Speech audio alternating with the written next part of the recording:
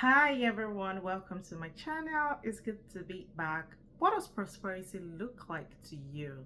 So prosperity for me looks like following instruction, and that one of that is why I'm here today, as opposed to sharing this video in the next couple of weeks as I have been procrastinating, right? Following instruction, avoiding giving excuses is like, oh, so my phone got spoiled. So I have an Android and an iPhone. For obvious reasons, if you've been following my works, you would know why I have both phone.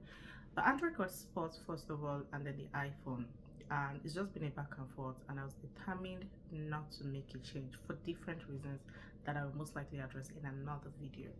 So every once in a while it gets fixed, and then I'm like, okay, iPhone, I'm not really familiar with it, and also the quality of an XR.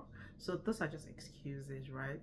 And then, okay, use a camera. Anyway, I've just been on and on and on about excuses, also competing things and all that. But then where there's a will, there'll be a way, and that takes me to the third point, which is taking a step. So when you actually take steps, then you have windows and opportunities open to you. What does that look like for me? So in terms of following instruction, not giving excuses, taking a step, and then the kind of community you also surround yourself with, and that this all these are very connected. The kind of community you surround yourself with, that also determines what you think about prosperity, how you're going to prosper, if you're going to prosper, how far you're going to prosper, right? So when we engage in all these four things, they kind of spiral. So talking about community, my spiritual authority, during one of the services he was doing, he, not even during one of the services, so like April for us was month of prosperity, and it's really, it did a number on me because the repetitions in different angles, they were just reinforcing certain things, right? And the first thing he actually has a book on it, is you have to give value, right? And that takes me to my fifth point, which is working in your purpose. So you have to have value. You should avoid waste, you should attract favor, and engage in warfare. So those are the four things on cornerstones of prosperity, which are some of the things I learned by my own community. So these are cornerstones of prosperity, which I will like maybe briefly touch on along the line. So back to, what does prosperity look like to you? So what does prosperity look like to, for me, prosperity looks like following instruction, which is the first point I mentioned, avoiding excuses, taking a step, your community. So what does following instruction look like? Following instruction means that when they say do this, do it. I'll give an example. Like April was month of prosperity for us, right? And these four cornerstones were mentioned, and they were reinforced. I find that like with an increase in my age, I need things to actually be repeated multiple times, right? It's not like before where I just remember it and I have it in my to-do. There's just so much competing things now. And that really did a lot for me because I had it like just there. And I already know by now that one of the things the Lord loves is obedience, and obedience is following instructions. So whether you understand or you don't understand, it's something you should do. You follow instruction. When you have an instruction to do something, you do it regardless of what that thing is. You might not understand now, but that is leading to prosperity for you, right? So, and just be listening to all that, it means that we should actually start practicing an instruction. So it's not a suggestion, right? We do know that when we hear the word like that, it is not a suggestion for us. We should practice. So that really reinforced a lot of things for me. For a really long time, I dwelt in that avoid waste, right? I understand the giving value. I feel like there are a couple of ways I'm structured, in the sense that I do provide value. I just have to like really fine tune them, which I'm working on. But that waste really stood out for me. Favor was also there, and I engage in warfare. You know, the reason why waste stood out for me is because I typically pride myself as someone who avoids waste. And the late part of last year up to this year, I've really been enjoying the fact that I'm just maximizing my resources to the best of it, and I'm really happy, and I'm happy in that space of where I'm maximizing my resources, and it just feels good to be in that privilege of maximizing your resources. That's when you see that a lot of things, right, they are not really necessary, and you already have everything that should be made available to you. So but this year, so from late last year to this year, that has just been something I've just been really enjoying. And then when this sermon came about avoiding waste, and then I realized that with somebody who prides herself in being prudent and not in maximizing waste, there are some places where I still felt like I had to make adjustments, and this especially in food stuff. I find like there's some things in the house that I could actually mix and match, and they would actually come out good. Not like I haven't been doing that before, but that further ingrained it, and it allowed like a lot of things move around, in the sense that these things have to move before like there's new purchase, and like just making it a pattern, holding yourself accountable to it, right?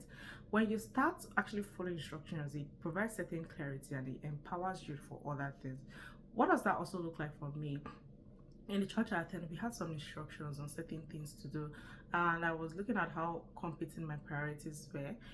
I, however, realized that I shouldn't be like Martha, who was concerned about the wrong things, and I yielded to the Holy Spirit, right? And you know, upon carrying out those instructions, like it was just like there was openness, there was creativity, there was purpose, as in like the flood of those things is even making like I'm just seeing them, it's like I'm experiencing it again, right? So that is about following instructions, right? And then don't give excuses. So while I was giving excuses on the things I had to do, I continued to be tired, right? But the moment I yielded, that like, there was strength from nowhere. And that also leads into your mission and purpose. Your purpose, what is your purpose, right? Your purpose is closely tied to the added value of the cornerstone. If you know what your purpose is, it's easier for you to prosper from that. It means the kind of jobs you take, they will be inclined to your purpose. You would not be drained. So what does prosperity really look like for you? Is prosperity monetary, right? So in your mission, like there's fulfillment, the jobs you're doing, there's fulfillment. But if you're just all about the money, money is one of the end result of prosperity, but money is not actually prosperity. So a prosperous person has multiple resources. It's just like the Proverbs 31 woman, right? You are rich in people, you are rich in materials, you are rich in resources, you have the ability to create wealth. So if things go down, you're not even flustered, because you have the ability to recreate systems, create processes, recreate wealth, right? And I know that's for me something that the Holy Spirit was working on me on from late last year to early this year. There were some things I had to make a shift for, just for my own purpose, and at that point in time I thought it was for a different thing, and eventually the clarity came, and I realized that in doing your purpose, like there's just this, it's not like I haven't been working in my purpose, but there's this thing about when you're being led by Christ. It's just a refreshing thing. It's very refreshing, because it keeps becoming newer and newer, and you see that nothing can be exhausted. I think the point I was getting to was thinking I'd reached my climax, and like I can live that baby girl dream now, or just drinking my tea, reading my book and all that. But then the Holy Spirit reminded me there was still more work to be done, right?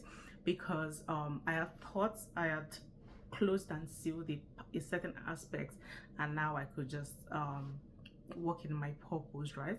Now what does that also look for me? Back to excuses. So you know, some of the things that have been limiting me was that my enemy did have an accident, and I think I've done a post of it. If you're following me, and if you're really right into me, you would understand how that changed a lot of things in the way I function, or the way my enemy functions, because that isn't me. That will be something I'll also share later on. And just because of that, that was really taking a toll on so many things about me, and it was affecting the way I function, my capacity to do things. And basically I think that was the really underground thing in my ability to also do videos, because my enemy was always getting tired so easily after all the exercises and everything. But then going back to purpose, which is what led me here, I found out that even in those periods, whenever I engage in things that set my soul on fire, there's this joy, there's this life, and there's this ability, like there's this this doesn't mean that I go into exhaustion. Like I still take caution in after certain treatment, you rest for a bit. So it doesn't mean that I leave caution to the wind. I do, because God is also a God of process. He works in principles. Even in healing, there are still principles. He won't say that like you should put yourself at risk. But I'm taking this back to mission and purpose. Even in exhaustion, it's not that you're not gonna get tired, you're not gonna need rest, but it's this joy, there's this fulfillment you have. I'll give an example. There was a time I had just finished physio and some training, and I was really exhausted, and there was someone that really needed help, and it was something I could actually help with. It's not something that was mentally taxing. It wasn't, I didn't have to like physically do anything. It was just like letting that person know something, and that has happened to me a couple of times, even like in the last quarter of last year to this year. The moment that like I did that, something I've been trying and I wanted to rest a bit to do, I just had that energy to do it. I didn't even have to rest or anything. So that ties back to also like your career, your kind of career, and the job you're doing. Not everybody is going to be in the same career. So some people prefer to be self-employed, some people prefer to be an employee, while some combine. Whichever thing you're doing, it should align with your mission and purpose. That's the way you can build wealth. And about building wealth, it means that that job, you will find fulfillment. It is, and when you find fulfillment, you are a house of wealth. Wealth is not monetary. Like I said, prosperity isn't monetary. It means your brain will be active, your creativity will be enhanced, right? You will be on fire for good, right? You will be smokingly hot. Not hot just in beauty, hot in ideas, hot in processes, hot in how you do things. You will just be a powerhouse. Powerhouse is the word I was looking for. You'll be a powerhouse. You'll be an engine that is constantly activated. So you would generate ideas. You would find joy in what you're doing. You will have clarity. Like one thing, things that you're not even saying, one thing can lead to another way, and all that. You build your community, you build your network, right? It also is part of wealth. So back to eliminating waste. So around the time I was also like eliminating waste, one of the things that helped me was my community, right? So I was able to exchange certain things that I felt like were not valuable for me, and that helped me in saving cost a lot, right? So, and that's the power of community, because for me that brought me wealth. I didn't have to like discover that, and I really hate throwing away things. Like I would just find a way of making it work. So but now I didn't just even have to, because of the period of how that was in my life. There were some things I could give out at some point in time, but that's why you also have to know times and seasons on things. That wasn't a season like for that, because of certain elements of my life at that point in time, and certain things I was like just arranging at that process. So, and for me, having those kind of human, right, who like didn't even see it as anything and were up for it, they would just show up like an exchange, right? And also I do know my value. I know like I've also invested and given into systems, into people, into community. So yeah, so and that also brings me back to something spiritual authority mentioned, right? So I had mentioned briefly then about knowing times and seasons. So you like, just like the meditation session we had today, knowing the seasons that you are in. So if it's sowing season, if it's planting season, or if it's harvesting season, it helps you like really understand what you're doing. And there was a time during one of the sermons he gave, he actually did mention that when you open the fridge, I feel like that one actually really related to me, because sometimes I usually do that, and I know the Holy Spirit had warned me on that. In terms of the aspect of practicing gratitude, like, oh, the example we gave, it wasn't exactly my example, but it kind of like it struck a nerve, right? And where it was saying, oh, look at this fridge, there's not even anything inside it. And it was like, if you know what you're building, if you know where you're going, that's not going to matter to you. Because sometimes like I've done that, and the Holy Spirit just corrects me. Like very recently, one person, like I was kind of overwhelmed, and I was just getting calls everywhere. My phone wasn't even working, so I had to use my laptop, and everything was just buzzing and buzzing. And someone's like, big woman. I was about to like just quickly say which big woman. Like And I just remembered how the Holy Spirit had been correcting me on that. And I claimed it. I said, yes, I'm a big woman. I'm just waiting for where this big woman is actually going to be translating into my account. So, you know, that's for me understanding the season I am in. And that's not that, and that doesn't have to do with every part of my life as that season, right? So, that for me is one of the things that prosperity looks like to me. And then I think one of the very important thing that I had wanted to share, which I forgot momentarily, is evolving. You have to like be evolving. That also takes me back to the example I gave. I don't remember in which of the points exactly I mentioned this example, but I had mentioned about the state I was late last year to early this year, that I thought like certain instructions the Holy Spirit asked me to carry out was just me like not being like, oh yeah, I've arrived and that kind of thing. When the Holy Spirit then told me that no, like the work just started, right? So, and what you might call it, ooh, yeah, evolving. So you have to, so for me what that looked like was I have to be evolving. An evolving mind is the one that also um has the capacity to prosper, right? Because then your value will keep like appreciating, you keep refining and defining your value, you will keep having new ideas on what eliminating waste looks like to you, which was what I experienced this year. Like what eliminating waste looked like for me like a couple of months back was not it now, or years back was not it now. And it was just me evolving, and everything was just leading to my growth, really, right? So also favor, I saw favor in terms of my community, right?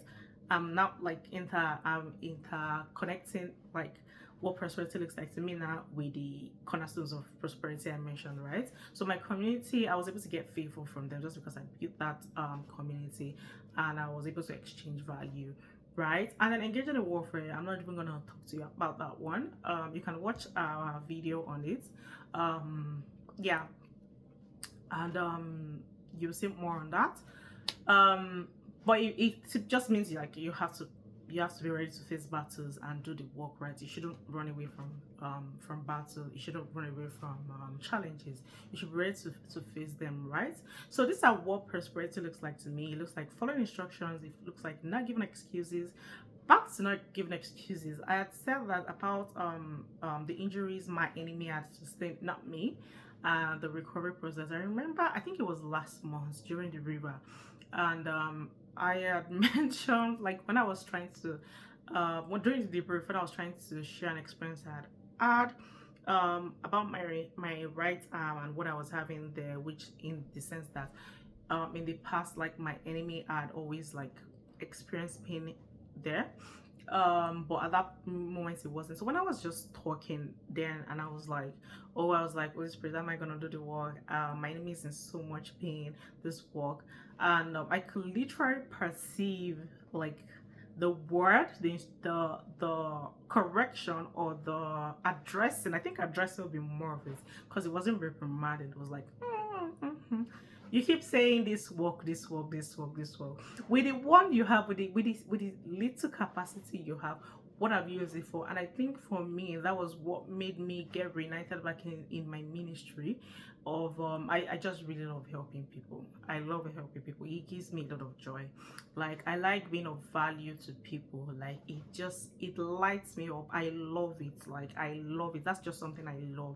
I love helping. I love being of service. And by helping is what I can help with. That I have my own value. It's not like, oh, come and me carry this load. That's not that kind of help. But there are things I know like I can help people with, and those things, they really do make me passionate. Like as in, I'm just always, I can go from like 0 to 100 when I create value for people, right? So, and for me, creating those value doesn't necessarily have to always be monetary, right? But that is part of what prosperity looks like to me. I want to hear what you have to say and what prosperity looks like to you. Thank you.